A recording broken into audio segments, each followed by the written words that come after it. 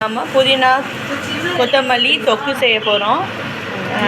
இதுக்கு வந்து எண்ணெய் காய வச்சு இஞ்சி வரமிளகா வதக்கிட்டுருக்கோம். அப்புறம் தனியாக நம்ம புதினா கொத்தமல்லி கொஞ்சம் கருவேப்பிலை எடுத்து கழுவி கட் பண்ணி வச்சுருக்கோம். ஸோ இதுதான் கழுவி கட் பண்ண புதினா கொத்தமல்லி. வதக்கின வரமிளகாவை எடுத்துட்டோம். இஞ்சியை வந்து கொஞ்சம் நல்லா வதக்கிக்கிறோம். வச்சுருந்தா புதினா கொத்தமல்லி கருவேப்பிலை எல்லாத்தையும் போட்டு வதக்குறோம்.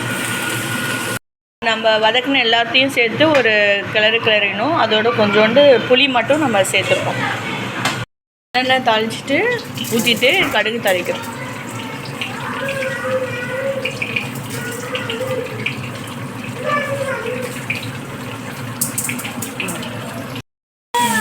கடுகு இப்போ நம்ம அரைச்சதை ஊற்றிருக்கோம்.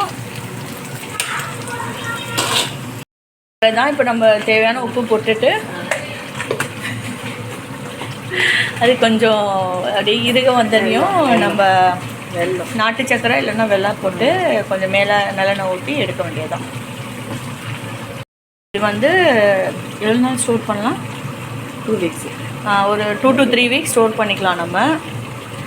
இது வந்து நம்ம இட்லி, தோசை, சப்பாத்தி, சாதம், ரசம் சாதம், தயிர் சாதத்துலாம் ரொம்ப நல்லாயிருக்கும். இது ஃபுல்லாக க்ரீன் ஹர்ப்ஸ் யூஸ் பண்ணியிருக்கோம். புதினா, கொத்தமல்லி, கருவேப்பிலை. ஸோ இது வந்து ரொம்ப நல்லது for detoxification as well as hair க்ரோத்துக்கும் இது ரொம்ப ஹெல்ப் பண்ணும். இப்போ நம்ம கொஞ்சோண்டு நாட்டு சக்கரை யூஸ் பண்ணுறோம். போதும்னு நினைக்கிறேன். போதுங்க.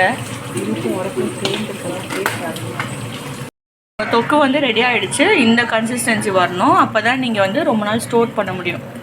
கலரும் இந்த கலரில் வரணும். கலர் சேஞ்ச் ஆகும். இது வந்து செஞ்சது எங்கள் ஃப்ரெண்டு மாலினி. அவங்க தான் இந்த ரெசிபி ஆக்சுவலாக இந்த வீக்கெண்ட் எல்லாம் வந்திருக்காங்க. ஸோ இது வந்து அவங்க ரொம்ப நல்லா செய்வாங்க. அதனால் நான் அதை செய்ய சொல்லியிருந்தேன். ஸோ நான் அதை ஸ்டோர் பண்ணிப்பேன். எப்போனாலும் நாங்கள் எடுத்து சாப்பிடுவோம். இது வந்து ஆல் பர்பஸ் தொக்குன்னு கூட சொல்லலாம். இது ரச சாதம், தயிர் சாதம் எல்லாத்துக்குமே நல்லாயிருக்கும்.